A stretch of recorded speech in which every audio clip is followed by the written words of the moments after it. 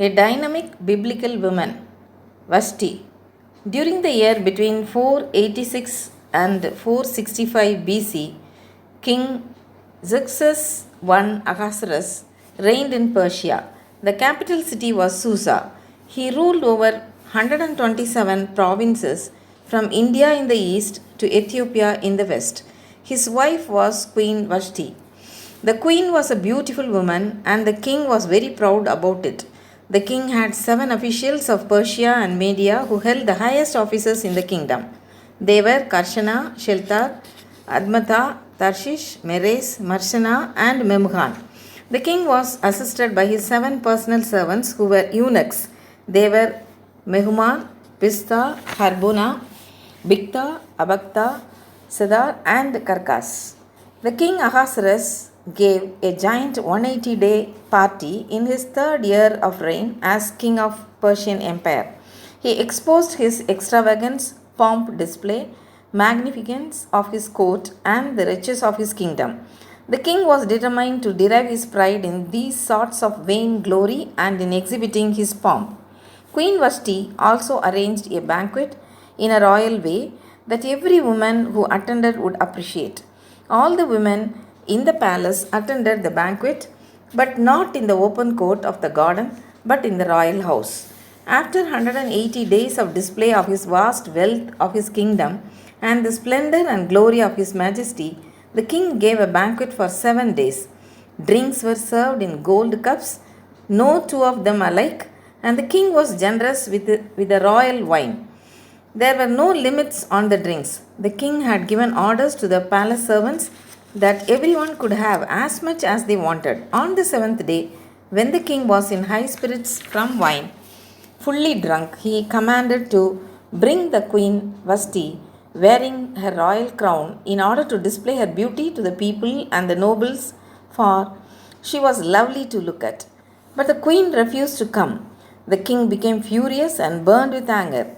Consulting his experts in matters of law, the king removed her of her crown and banished her from the palace. Vetoed off of Jewish wholesale massacre.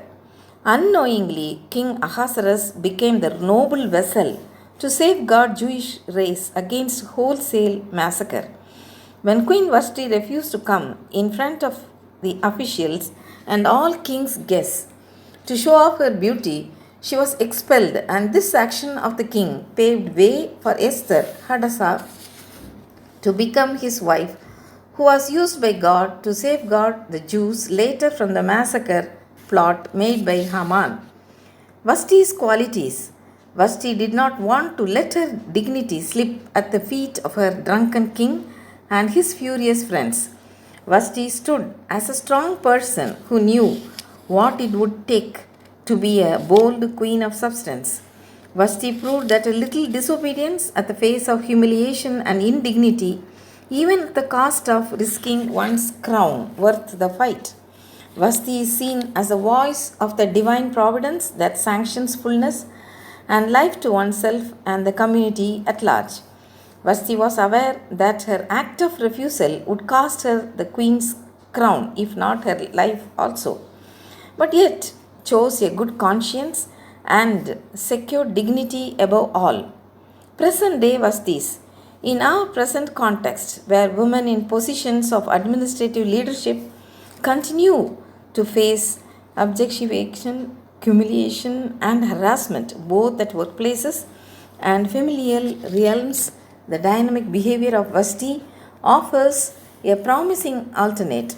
Vashti reminds us that at the cost of little disobedience will safeguard their dignity for what they fight for. For many working class women, domestic violence is an excruciating reality. Vashti, as a survivor of domestic abuse, did not choose to identify herself as a victim, though Vashti was very clear of the risk taken by her when she refused. She stood up to her honor and left the palace a hero. To each of the royal provinces, King Ahasuerus sent a message in the language and the system of writing of that province, saying that every husband should be the master of his home and speak with final authority. The essentiality of female obedience is confirmed by the final verse of the first chapter of the book of Esther, in which a message is sent to all of King Ahasuerus' subjects, reminding them in no uncertain terms that every man must rule in his household, a male dominated society. In the face of arrogance, hatred, and injustice, Vashti stood as epitome for prudence and courage. The choice of her action underlines the fact that it is God who directs the paths and allows no one to suffer indignity or injustice.